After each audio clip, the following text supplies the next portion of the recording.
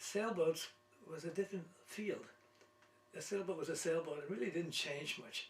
In fact, in those days, if you had a sailboat that had a class reputation, it didn't matter what happened. People wanted to be in that class, and so that went on for years. And so that seemed like a good, besides liking sailing, it seemed like a good business. I didn't know how to get into it, but it seemed like a good idea. And I began playing around with sailboat thoughts. I was going to come out with a line called the Atom 25, the Atom whatever. That was going to be my name, because in those days the bomb had been dropped, and atomic energy was a big deal. In fact, I bumped into one of my friends from high school, and he was also an engineer, but he was also like sailing. And he had gone to France during the war, and he came home with a French wife. And he said, they're doing great things with sailboats in France. Why don't we import some boats? And I said, that sounds like fun. We got to lose. We kept our jobs. And so we formed a company called Nautica Corp. And he was able to fly to France to make some arrangements for us to bring back a boat. And the first boat they brought back was called the Corsair. It was designed by Herbelot, who was a famous naval architect in France. And it sailed very well, but it was made in France. And the French didn't have the technology we had here. And I remember soon the sails began falling apart, and it just didn't hold. It was made of plywood, but it sailed well. And I had put it in the water where I lived in Oceanside, Long Island, on the waterfront. The waterfront came in handy now, because now I had a sailboat. And I went out sailing to test it. And while I was sailing, you can see how chance gets you through life by all these chance things. I ran into a group of people out there who want to start a race. And they said, join us. I said, no, I don't want to join. They insisted I join them. I hardly knew them. They were just people from the neighborhood. But they had a boat club, which was a sailing club. So I said, okay. So I joined them. At the end of it, I didn't win the race. We formed this company with Nautica Corp, and I took it to the New York Boat Show. I had never really given much thought to that show, but that really was the show in the country. There were not all these boat shows all over the country. There was just the New York Boat Show, and it was gigantic. I mean, hundreds of thousands of people. It wasn't like it is now. You get a few thousand people at a local show. It's a big deal. It was gigantic. And so we had that boat there, and we needed a brochure. So I said, I could do that. I worked in an advertising agency, and I did copywriting, so I wrote it. They didn't like that either, but it was good. I had the guy in the art department make up a nice little brochure with a cutout. You open it up, you see the boat inside. It was very nice. And so someone from Time magazine came by and got interested in the boat and what we were doing and everything, and he wrote us up in Time magazine. And there weren't many sailboats at the show. And we got some interest. It wasn't that big a deal in those days, sailboats. The show was mostly motorboats. It's not a pure sailboat show. The sailboats were up on the 4th floor, and there were not that many people into sailing. And then they had a meeting after the show, and they said, we decided that we were going to cut this business down to 2 people, you're out. I was dumbfounded, because I was the one who was doing the work. I had put in more time doing this than they could. I was giving the demonstration and everything. But something about me and my style didn't sit well with them. And they said, we're going to give you all back your investment. We each invested $6,000. So I got my $6,000 back, and by now I was sort of hooked. I liked sailing. I was into the sailboat business. I was selling sailboats at the New York Boat Show. So at the advertising agency, the guy who was in charge of the art department said, I like sailing. Why don't you and I go into the business? So I said, great, because we kept our jobs, and we needed a boat. So I went back to my original partners, and I said, by now they were importing a boat called the Ponant, and another boat it was called Marauder or something. They had several boats. I said, let me take one of the boats, and I'll go into my own business, and you guys do what you want. They said, no, they wouldn't give me anything. My friends turned out to be bastards. Oh. I don't know what got into them. I was really surprised. But it goes to show you, when you're in business, it's different. People's personalities change. I remember once, I got friendly with Roger McGregor over the years, and he would say to me, Stan, there's a line on the floor. When you and I are on both this side of the line, we're buddies, like we are now. When I'm on that side, you're on this side, I'll kill you. You know, He's your competitor. It's business. Yeah, it's business. Yeah. I never thought like that. And Roger was an interesting person. He was very smart. He graduated number one in his class in Stanford, and we learned something from each other. He would say, "I have a guy that goes around my boat all day long and shows me where I can save a penny. That's his job. Keep going around the boat. We can get the penny off." And I'd say, "Roger, I'm going to get a guy who's going to go around the boat and tell me how I can spend an extra 10 cents and make the boat better because I can't compete with you." He'd say, we'd sit. I remember going to a boat show once, and after the show, we were laying in the grass talking to each other, and I was saying, the competition's very rough. He said, in the 22-foot field, he had a 22 out at the time. He said, "There's only a few of us. There's me, Catalina, and you." I said, "Wait a second, I'm not in your category. You guys turn out 1,000 or 2,000 boats a year. If I turn out 10 boats, big deal." They had the notion that because I made a lot of noise with my writing, I had my websites, my literature and whatnot, that I was in their class. I wasn't. They didn't understand that. They thought I'm not a builder like they are. So I said, I got to go a different route.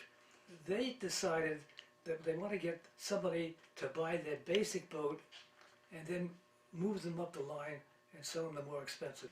Their deal was to get you in, so they wanted a very cheap basic boat. And I had to go a different route. It took me a little time to adjust to that. So I wanted the best boat I could do, because in my field, you buy my boat and there's no place to take you to. That's it. There is no boat to move you up to, so therefore I thought I should give you as much as I can in a 22. So if 22 is where you want to be, you're not going to move up, then you might as well get the best 22 there is and buy a boat. So I didn't quite have a boat at that point. I just had some experience and a guy who wanted to go to boat business with me, but I couldn't get my hand on the boat because the Nautica Corp wouldn't sell me any boats. And very shortly after that, they went out of business. They couldn't sell the boats. And so I met one of them years later. He said, "Don't feel badly, we threw you out. We failed, and you got your money back, we lost them." So anyway, I had to start from scratch. So I knew that you were supposed to go to a naval architect first, and I also found out that the architects in those days didn't charge you by their reputation. They charged you by the size of the boat they were designing. So in those days, the number one reputation was Philip Rhodes. So I decided, it's easy. You start at the top. He says no. You work your way down. You go down the gradations of their reputation. And his office was on Lexington Avenue, also in New York City, where I was still living. So I made some little sketches up, and I knocked on his door, and he answers. Turned out he has a big firm. There's a lot of people working there. But he answered the door, and he looked down at me, and he said, "What do you want?" So I said, "I'd like you to design a boat for me." And I showed him the sketches. And he was used to designing things. You know, he'd get a call from Rockefeller and say, "Phil, I need a 55-foot yacht." And he would design it for him. So there I am with a few little paper sketches in this little 22-foot boat. And here's this guy that's now this very well-known, famous naval architect. And he says, "You know what? I haven't done a small boat all the time. I think I'd like to do this." I almost fell over. And I worked with him for a year in his office. And I learned a lot about designing. And he would turn it over to somebody else, but he'd walk around like a school teacher and come over and change it and do stuff. And so we played with this thing. And finally we came out with a boat, which he didn't name it all. There were two ways you could work with it. You could go to him and say, "It's your product, I will pay you royalty on each boat I build." Or you can say, "I'll commission you, I'll pay you a flat fee, it's my product." So he gave me that choice. And his price was very low. And I said, "I'd rather own it outright." He said, "Fine." He probably didn't have much interest in it anyway. So it became my product. So when people see the Rhodes now, they say, "Oh, when did you first start selling it?" I said, "I didn't first start selling it. It's mine. I created it." They're surprised. So there's no royalty paid on any of your It hulls? was mine. Later on, when he passed away, his son came to me at the boat show one day. He said, "Hey, you're not paying royalties." I said, "I don't have that deal." And it took him some time. Is that right? His son came to you at a boat show and said, it's time for you to pay some royalties? His son went into the business. Hmm. It formed a firm later. It was not a continuation of Phil Rhodes' effort. It was Curdy and Rhodes, I think it was called. They had their own product they were building on Long Island. In fact, before I did the Rhodes boat, I had gone into a boat called the Picnic 17. Now that's the first boat you produced, the Picnic 17? Yeah, and I went out to some an able architect I had named Nils Lucanda. And Nils did not have a name in those days, so he was probably starting out. So he said, sure, he'll do it. He did it for practically nothing, just for the fun of it. And he was in Detroit, and I got in touch with some guys who were in the auto business making parts for the auto companies, but they getting into fiberglass a little bit. They said, "Oh, we'd like to make it for you, at least make the prototype." And they made it, and we came out with a boat called the Picnic 17. And I wrote the copy, and it came out a big fat brochure. It's out now on the website, internet. You can see it. And the guy who worked with me in the advertising agency, he did the artwork. It was a beautiful brochure, but the boat wasn't. So, from my point of view, I wanted it to be everything. So I have a broad market. So we called the headline was, it's a motorboat, it's a sailboat, it's a skiing boat, it's a fishing boat. And I found out that people would come to the show and they didn't know what to buy, or didn't know whether it was any good or not, so they brought their experts with them who were sailors, and those folks would say, it can't be all those things. A sailboat's a sailboat, a motorboat's a motorboat, and so it would be one or the other.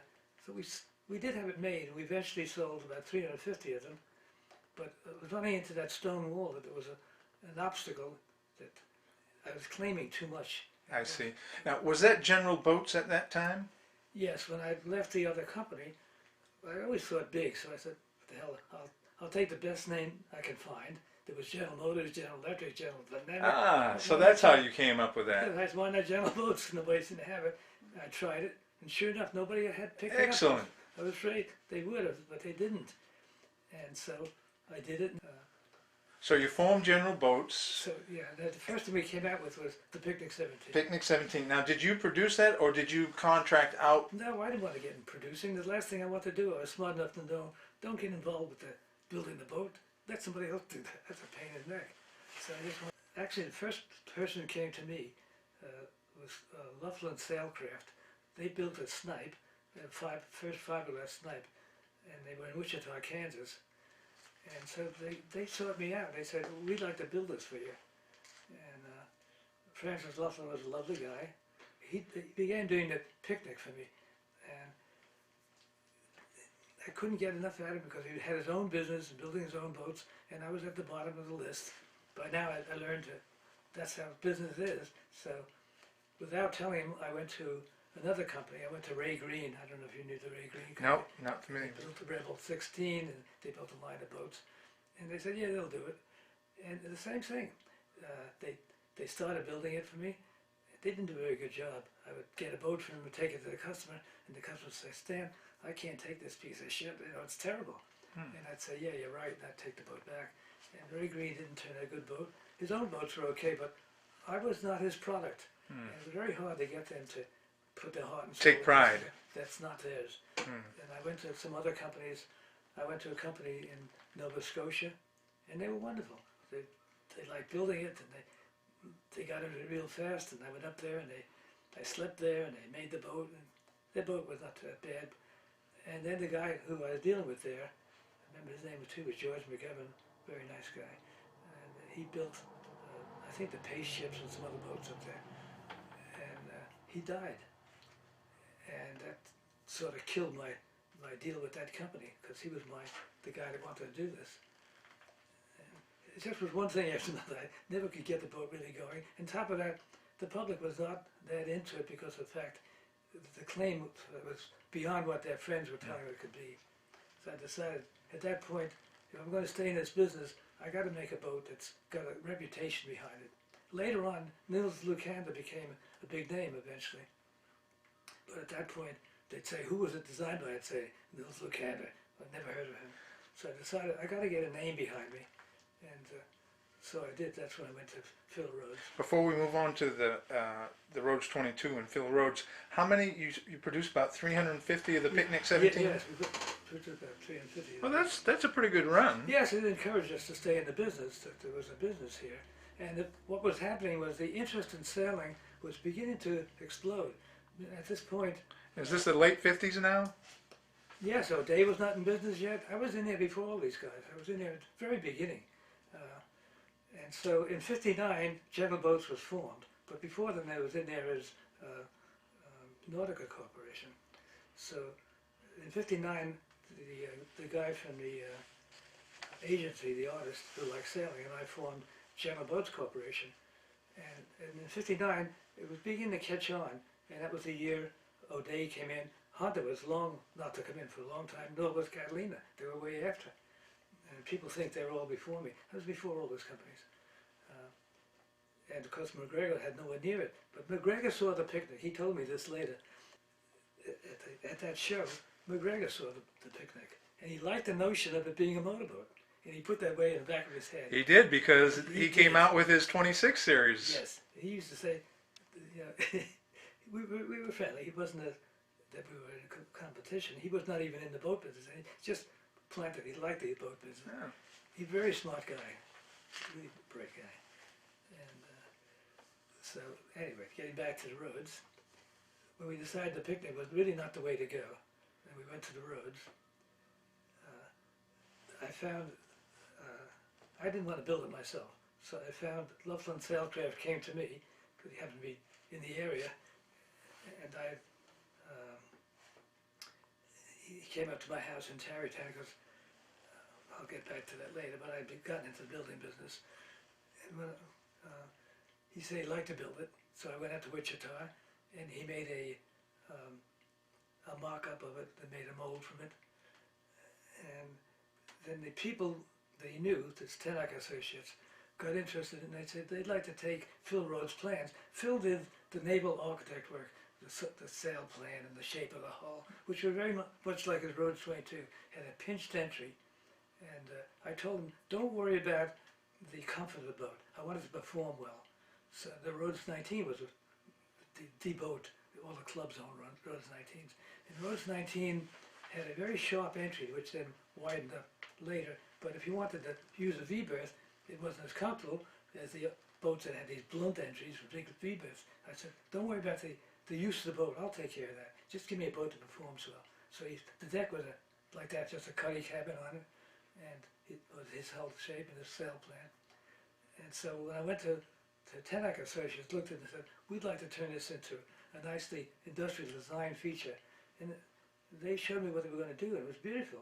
They took the cabin and made it more modern looking, and they took even the nun-skid pattern. They made very interesting the shape of the pattern. They took the seats in the cockpit, they made the right backrest and footrest. Right angle. Yes, everything about it was comfortable, industrial design, beautifully. They did it all for almost nothing, just I barely paid for their cost of building the mock-up part of it. And so we got a very good looking boat from what they got done with it. In fact, I had the first one made up and took it to the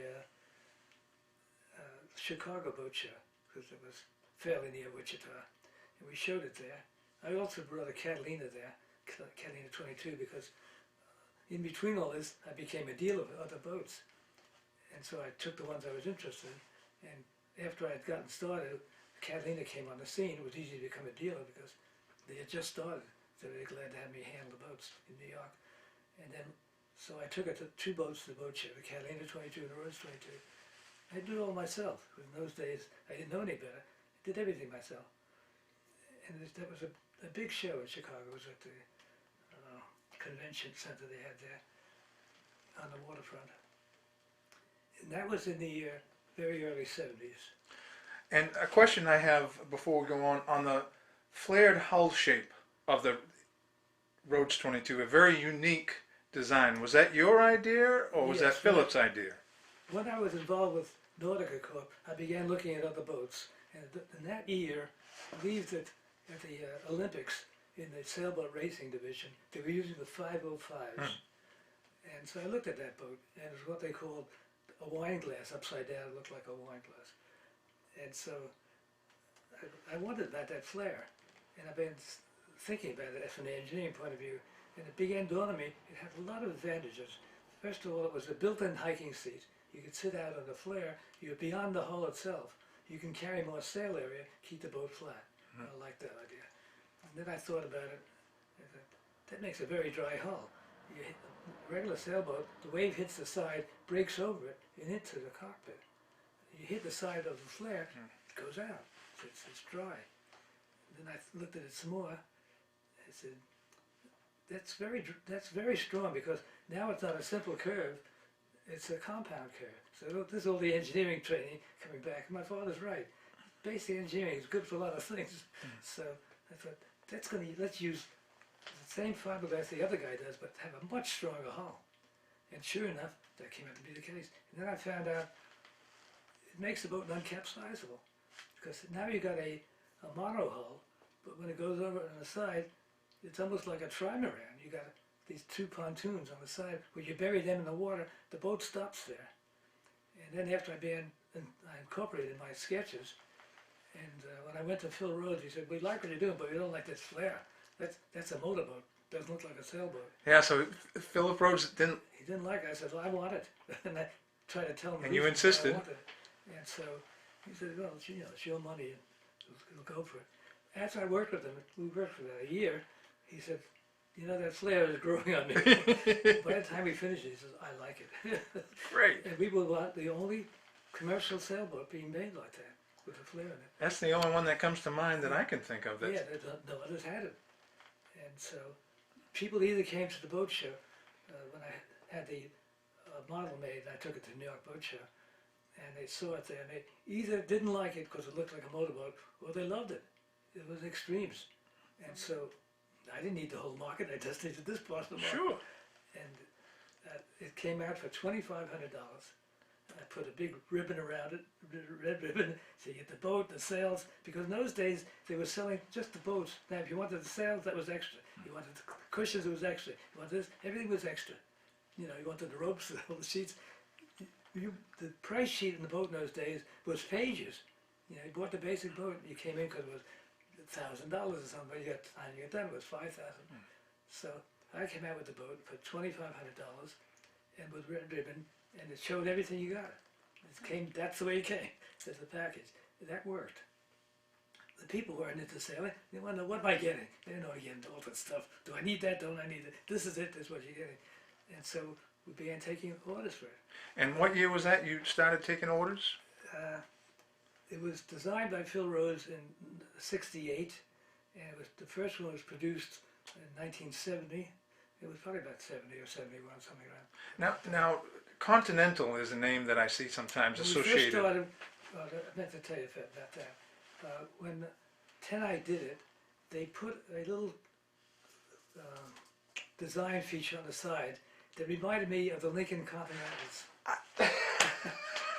And so I looked at it and I said, that's very nice, the way you made it. It gives the boat a little class to it, and feeling, and distinction. And it reminds me of Lincoln Continental. I'm going to call it the Rhodes Continental, because I was looking for a name. In those days, it wasn't so much the Rhodes this size, that size. There were names to the boats. They gave names to them. So the good things, I'll jump to that for a second, is the customers. Most of my customers are intellectually wonderful. They're just great people, and I like dealing with them. They're smart, they're nice. Once I got one guy that was a pain in the neck, and he came here, and I called him in one day, and I said, I sat him down. I wasn't actually here, it was in one of my other plants. And I took out the checkbook and I began writing a check. He said, what are you doing? I said, I'm giving you money back. He said, I don't want my money back, I want your boat. I said, then stop being such a pain in the ass. He said, okay. That's the kind of customers I would get. That's the only guy I had trouble with. Once we had a buyer who liked the boat, he bought it, and he said his family didn't take to it. Would I take it back? And I said, yeah, I'll give you all your money back. He said, you give me all my money back? I said, sure. I don't want anybody sailing the boat who's not happy with it. I always tell all the buyers that you are our sales force. We don't sell to dealers. And you've got to be happy. If you're not happy we're not going to let you even keep the boat. And it turned out to be a hit. People would come in. If you like, later when we leave, I'll show you a boat we recycled. Everyone, I showed it to somebody the other day, and they said, "That's a new boat, right?" I said, "No, it's 30 years old." They, what? They can't believe it. And, but what happened, it was a two-edged sword. It began hurting our new boat business. Why should I buy a new boat? For half the price I get one looks brand new. But it saved the day because we got the price down. So we used to start off selling the boat for $2,500, and we'd sell it to the teachers and people like that, the guys who built the cars. And then the price went up, and we went to the business guys. It went up a little higher. We sold it to doctors, lawyers, got even higher. You sold it to the sheiks who visited us, and the Arabian people who had the oil money. And then it got so high nobody would buy it. Yeah, but then being able to go back down again got us back in business, and it became very popular. Are you the only builder that has a recycle component? To my knowledge, yes. And the reason that worked out is we sold direct. It didn't work out if you were selling through a Dealerships. dealership. Yeah. I was married over 65 years. I've lost count. And she's 94 now. It's 93 years. 93. 93 and a half, yeah. And you are? Next month I'll be 90. Good for you. Yeah. Did you go to Annapolis this fall? We are the first ones at Annapolis. We went to show number 1. At show number 25, most everyone was dead by then, so they gave us a special badge. By show number 26, they were dead. All the management from Annapolis was dead. We were still going. We're approaching show. It won't be long before we're at show number 50. We haven't lost a single show. You've been to every Annapolis boat show? Yes, and we have worked ourselves up from being way at the rear end of the show spot, nothing, to being in what I would call the prime corner location. You know, people would call up and say, "Stan, I need this. How much?" I said, "I'll send it to you." You know, and I've done that with a lot of small pieces. I can't get these fittings to go behind and back of the spreaders, give them an angle. Yeah, I'm gonna just make those up and charge them what, $5, $10, $50. Okay, before they know it, they say, "Oh, I got these in the mail. Thanks." So there's a lot of that goes on. Customer service. Yeah, it's just it doesn't pay to charge them for it, and so I do that for the goodwill, and it makes me feel better.